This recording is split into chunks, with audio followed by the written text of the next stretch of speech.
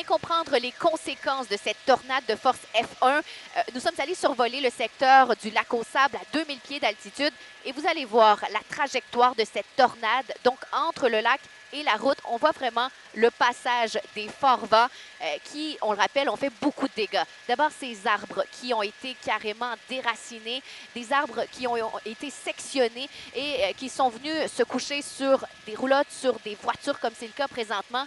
Et lorsqu'on voit le mobilier qui a été soufflé par l'orage, c'est étonnant en fait que personne n'ait été blessé plus sérieusement parce que les dégâts sont vraiment très importants. On peut le voir sur ces images, des câbles électriques, des fils électriques qui se sont retrouvés dans l'eau.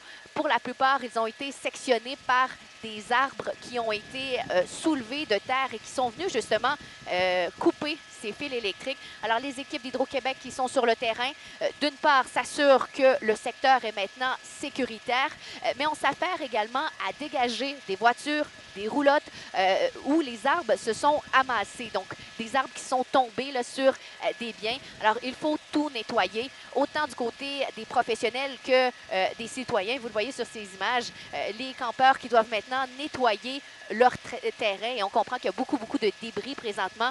Alors, vous le voyez également, du mobilier qui a volé dans pratiquement tous les sens.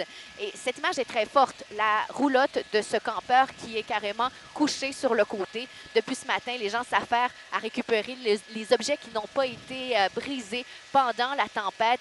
Alors, des images qui ont été captées ce matin du haut des airs TVA Nouvelles. Cette roulotte qui était carrément dans le passage à trajectoire de cette tornade. Maintenant, ce quai renversé, l'embarcation qui est sous le quai, c'est une autre image de la puissance des vents. Une tornade de F1, des vents qui peuvent atteindre jusqu'à 175 km/h. Encore une fois, beaucoup de dégâts matériels. Heureusement, pas de blessés graves. On comprend que c'est toute une peur et on peut le constater du haut des airs pour ces gens qui étaient là hier du côté du lac aux Sables en Mauricie.